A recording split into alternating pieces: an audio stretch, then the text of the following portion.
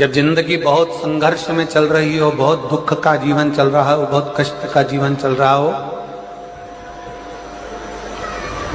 बहुत कष्टमय जीवन चल रहा हो, तब शमी के 5 पत्ते, शमी के 5 पत्ते एक दुर्वा के साथ एक अक्षत चावल का एक दाना, वो भी हल्दी में भिंगोया हुआ हो या केसर में भिंगोया हुआ हो। शमी पत्र 5, एक दुर्वा, एक चावल का दाना, जो दिल से, हृदय से बेलपत्री के वृक्ष के नीचे पार्थिव लिंग का निर्माण कर कर, मट्टी का शिवलिंग बनाकर, प्रदोष काल में मतलब शाम के समय पर शिवलिंग बनाकर उस पे जल चढ़ाकर, जो ये 5 शमी का पत्र, एक दुर्वा और एक चावल का दाना, अपनी कामना कर कर, जो दुख चल रहा है बाबा से विनय कर कर एक एक पत्ता जब समर्पित कर दे, फिर एक दुर्वा समर्पित कर दे, फिर एक चावल का दाना समर्पित कर दे और बाबा का वहीं पर पुनः विसर्जन कर दे, 3 महीना तो जाने दो, 15 दिन के अंदर वो दुख कटता जरूर है, चाहे कोई भी दुख, किसी भी तरह का दुख क्यों हो। एक बेलपत्र के वृक्ष की परिक्रमा करने वाले को हजारों अश्वमेध यज्ञ का फल प्राप्त हो जाता है, हजारों अश्वमेध यज्ञ का फल प्राप्त हो जाता है। उसी तरह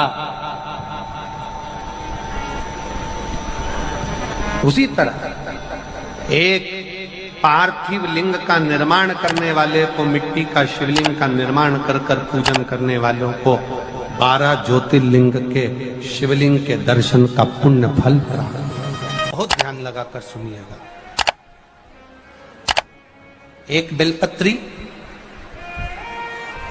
और उस बेलपत्री में एक चंदन की बिंदी और एक अक्षत का दाना मात्र रखकर भी अगर शिवालय पर चढ़ा दी जाती है, एक बेलपत्री, एक चंदन का बिंदी, और चंदन फिर निवेदन करेंगे। आज के जमाने में तुम लोग सब घिसा घिसाया, पड़ा पड़ाया, डब्बी का सामान ले लेकर, वो नहीं, चंदन की एक मुठिया रखो, थोड़ा सा भी घिसो, जरा सा भी घिसो, उसकी एक बिंदी और एक चावल का दाना जब हम भगवान देवाधिदेव महादेव को समर्पित करते हैं, अपनी कामना कर कर समर्पित करते हैं, तो निश्चितता है, पुराण की कथा कहती है, शंकर भगवान उसका फल शीघ्र प्रदान कर देते हैं। भले आपने कुछ करा ना करा, उसका फल तुम्हें मिल जाता। में जाना, लोटा भरकर जल समर्पित करना, और कभी तुम्हारे जीवन में अगर तुमको लग रहा है कि मैं दुखों से पीछा छूट ही नहीं रहा, तब उस जगह पर बेलपत्री के मध्य भाग में पीला चंदन, ये जो पत्ती है और ये 2 पत्ती हैं, ये बड़ी पत्ती और ये बीच की जो 2 पत्ती हैं, इसके बीच में जो डंडी का भाग रहता है, जो बीच में डंडी का जो भाग है, बड़ी पत्ती और ये 2 छोटी पत्ती के मध्य में जो डंडी का भाग है, उस डंडी के भाग में पीला चंदन और एक अक्षत पीला, शंकर भगवान को आप अगर प्रदोष काल में समर्पित कर रहे हैं, तो ये निश्चित है कि धीरे धीरे कर कर वो दुख समाप्त होगा, वो दुख कटेगा ही। प्रकट वर्णन किया गया शंकर भगवान की आराधना में, शिव की आराधना में, जब तुम्हें लगता है कि तुम्हारा व्यापार नहीं चल रहा, कोई तुम्हें धोखा दे रहा है, लक्ष्मी नहीं आ रही, बहुत चिंता में पड़े हुए हो, बहुत टेंशन में जिंदगी चल रही है, बहुत बीमारियां तुमको घेर ली है और चारों तरफ अंधेरा ही अंधेरा नजर आ रहा है, तुमने विचार करा अब मैं तो मर जाऊं तो अच्छा, मैं सुसाइड कर लूं तो अच्छा, मैं मर जाऊं तो अच्छा, तो मरने से पहले एक काम कर कर देखना, शंकर भगवान की आराधना कर कर देखना, शिव पर एक लोटा जल चढ़ा कर देखना, और ज्यादा चिंता, ज्यादा टेंशन हो तो बेलपत्री के जड़ को घिसकर उसका चंदन बनाकर शंकर को लेपन कर कर उसकी भी आराधना कर कर देखना कि बेल चंदन का फल क्या है। बेलपत्र, एक बेल, ये कोई साधारण नहीं, एक बेलपत्र एक बेल, ये कोई साधारण नहीं, एक बेल। इसकी नीचे की डंडी से लेकर ये दो पत्तियां जहां लगी हैं और दो पत्ती से लेकर ये बीच की जो पत्ती है उसमें जो गेप है, उसमें जो जगह है, दिख रही है आपको? ये दो पत्ती से लेकर बीच की पत्ती के बीच में जो जगह खाली रहती है, 33 कोटि देवी देवताओं विराजमान रहते हैं इस बीच की जगह में। जब शिव जी को चढ़ाया जाता है तब इस पत्ती के बीच की जगह शंकर के शिवलिंग पर रखा जाता है, तो शिव जी इतने प्रसन्न होते हैं कि मेरी स्तुति करने के लिए ये भक्त 33 कोटि देवताओं को लेकर आया है, मेरी स्तुति करने के लिए। लोग चावल लाए, लोग अंबारियां लाए, धन लाए, दौलत लाए, संपदा लाए, पर एक शंकर का भक्त ऐसा होता है जो एक बेलपत्री के रूप में 33 कोटि देवताओं को, 64 योगिनियों को, आदि शक्तियों को शंकर को समर्पित करता है। कितना सुंदर संवाद है, कितना सुंदर बात कही कि भूल से भी किसी तीर्थ में नहीं गए, कहीं हमने गौदान नहीं करा, कहीं हम किसी तीर्थ में नहीं गए, हमने कहीं गौदान नहीं करा, हमने कहीं ब्राह्मण भोजन नहीं कराया, हम कहीं गंगा यमुना कावेरी सरस्वती नर्मदा छिपरा पुण्यवान नदी में हम स्नान नहीं कर पाए।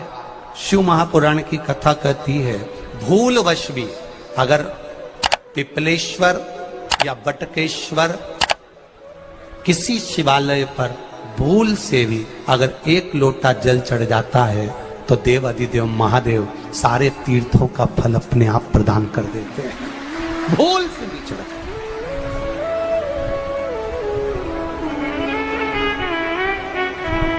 एकांतेश्वर महादेव किसी तीर्थ में नहीं गए, कहीं हमने गौदान नहीं करा, कहीं हम किसी तीर्थ में नहीं गए, हमने कहीं गौदान नहीं करा, हमने कहीं ब्राह्मण भोजन नहीं कराया, हम कहीं गंगा यमुना कावेरी सरस्वती नर्मदा छिपरा पुण्यवान नदी में हम स्नान नहीं कर पाए।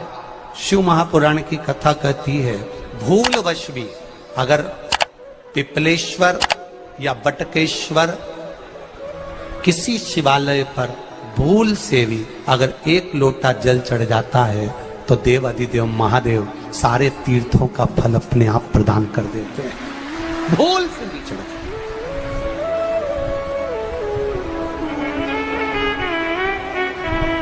एकांतेश्वर महादेव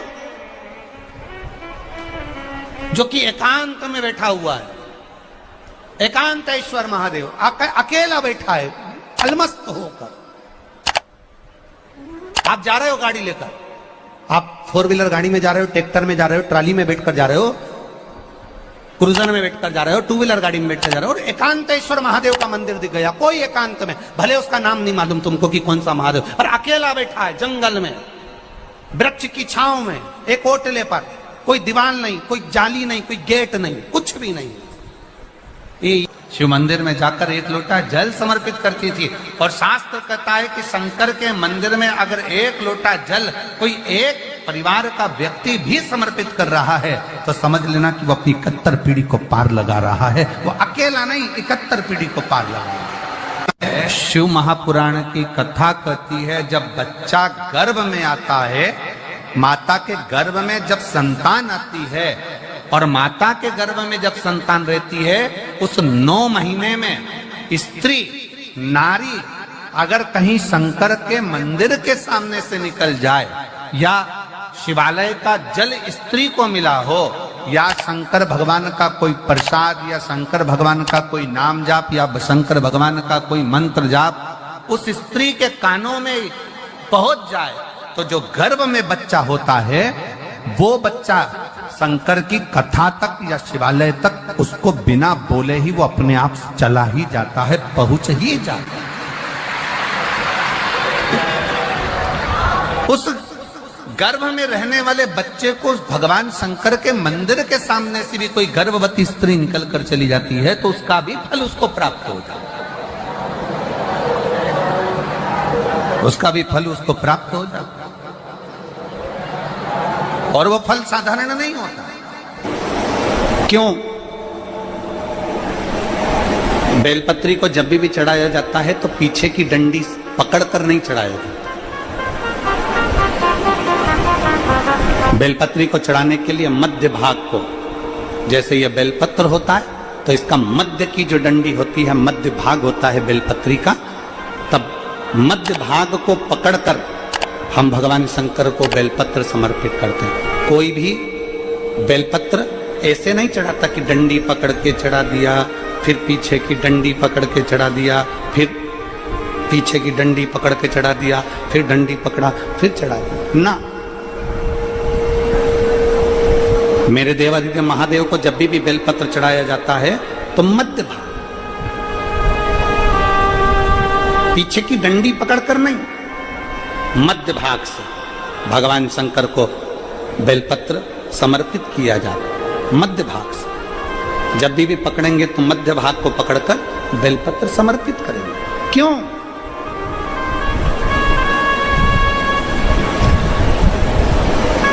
क्योंकि हमने भगवान शिव को मध्य भाग पकड़कर इसलिए समर्पित करा कि ये केवल बेलपत्र का मध्य भाग नहीं है मेरे शंभू, मेरे हृदय के मध्य भाग को मैं आपके चरणों में समर्पित कर रही हूं। मेरा दिल, मेरा हृदय, मेरा चित्त मैं आपको दे रही हूं। मध्य भाग एक विश्वास के साथ दे रही हूं। इतनी सुंदर बात नंदी ने कही है। नंदी ने ये बात जो कही वो वास्तव में बड़ी सुंदर है कि मान लो यदि कोई कार्य तुम्हारा हो नहीं रहा और पूरी दुनिया में तुमने कर देख लिया, बहुत प्रयास कर देख लिया, तो भी वो कार्य अगर तुम्हारा नहीं होता, तो फिर एक काम करो कि शिव की स्तुति करो, शंकर की स्तुति, शंकर का गुणगान, शंकर की भक्ति, शंकर का स्मरण।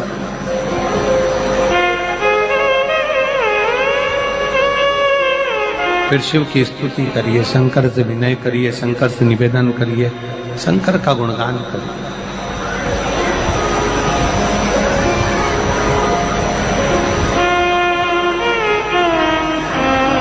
पर भगवान की भक्ति होती कब? जितने आस्था चैनल पर कथा सुन रहे हैं, जितने फेसबुक यूट्यूब पर कथा सुन रहे हैं, जितने पंडाल में बैठकर शिव भक्त कथा को रसपान कर रहे हैं, उनसे निवेदन करूंगा कि शंकर की भक्ति होती कब है, शंकर का स्मरण कब होता है, शंकर की भक्ति कब होती है, शंकर की कथा सुनने में मन कब लग सकता है? जब अपने भीतर की अभिमत्ता, अपने भीतर का अहम, अपने भीतर का अहंकार, अपने भीतर की आसक्ति, अपने भीतर का काम, अपने भीतर की तृष्णा जब दूर हो जाए तो समझो कि आप शिव में मन लगा बैठे। कितने सारे लोग बैठे हैं यहाँ पर कथा में, सब पंडालों के अंदर लोग शिव भक्त बैठे हुए हैं। कई लोग ऐसे भी होंगे जिनका आकर बैठ तो गए पर दिल नहीं लगता। दो जल व्यक्ति के जीवन को बदलते। कितने जल? जम के बोलो जरा। दो जल। एक देवादिदेव महादेव के लिए भरा गया एक लोटा जल, और दूसरा है स्वयं के लिए भरा गया एक लोटा जल। यहाँ पर अगर बुजुर्ग मेरी माताएं बैठी होंगी, मेरी जीजियां बैठी हैं, मेरे जीजा बैठे हैं, बुजुर्ग जितनी माताएं बैठी हैं, वो पुराने समय का अगर लेख उठाकर देखेंगे तो पुराने समय के लोग भोजन करने बैठते थे ना, तो भोजन करने से पहले अपने पानी के लोटे को भरकर, अपना गिलास भरकर बैठते थे। किसी ने देखा है कि नहीं देखा? जम के बोलो जरा। देखा है आप लोगों ने? पुराने समय के लोग जब भोजन करने बैठते थे, पुराने समय के लोग जब भोजन करने बैठते थे तो अपना पानी का गिलास, अपना पानी का लोटा पहले भरकर आसन लग जाता था। बहू आसन लगा देती थी, बहू खाना बना देती थी, घर की पत्नी खाना बना देती थी, भोजन बना देती थी, घर के लोग भोजन दे देते थे। थाली कोई भी लगा कर ला कर दे, थाली कोई सजा कर ला कर दे, पर घर का जो व्यक्ति खाना खाने बैठता था, भोजन करने बैठता था, वो अपना पानी स्वयं भर कर बैठता।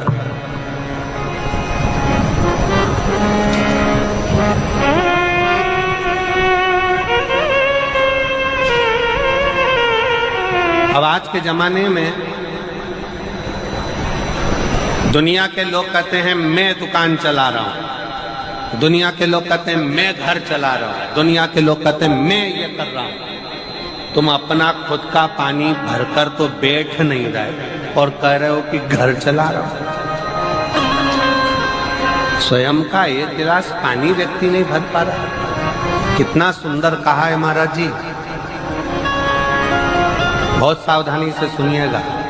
दो जगह का जल व्यक्ति के जीवन को बदल देता है। एक शिव के लिए भरा गया जल और दूसरा स्वयं के लिए भरा गया जल। स्वयं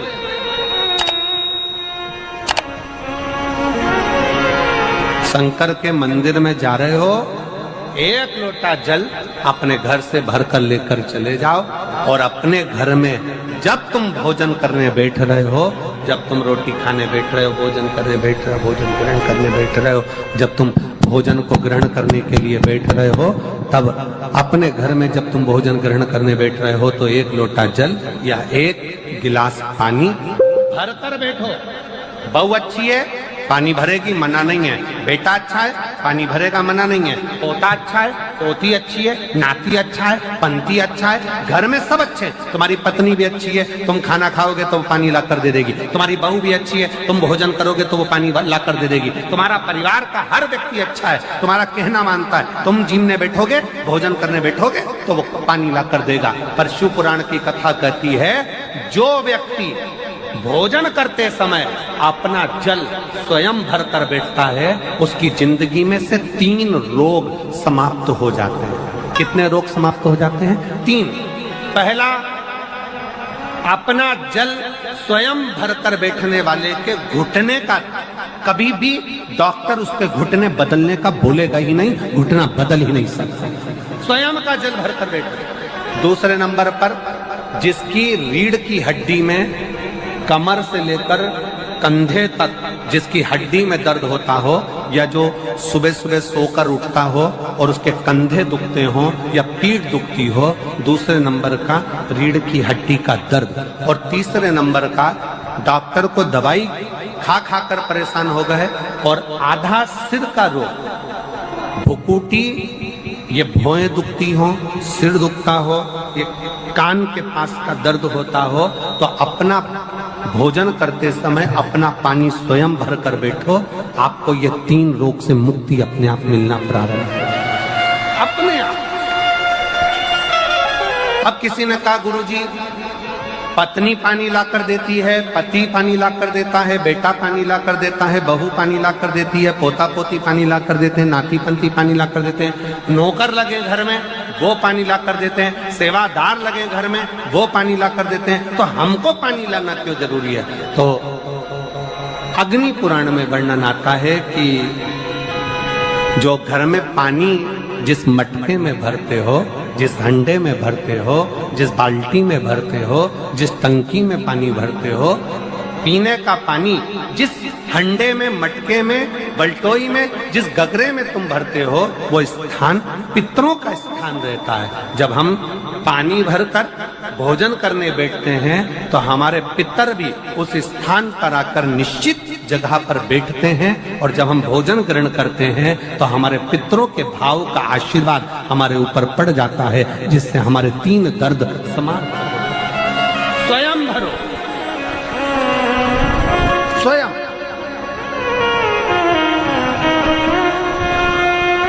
अब आज का जमाना इतना विचित्र है कि नौकर चाकर, परिवार, घर इतना बड़ा हो गया। आज के जमाने में कोई सोफे पे से उठना पसंद नहीं करता, वहीं से आवाज लगा देते हैं, ला मेरा भोजन लगा दे, रोटी लाओ। रोटी आई तो मालूम पड़ा पानी ला कर रखा बहू ने। वो बहू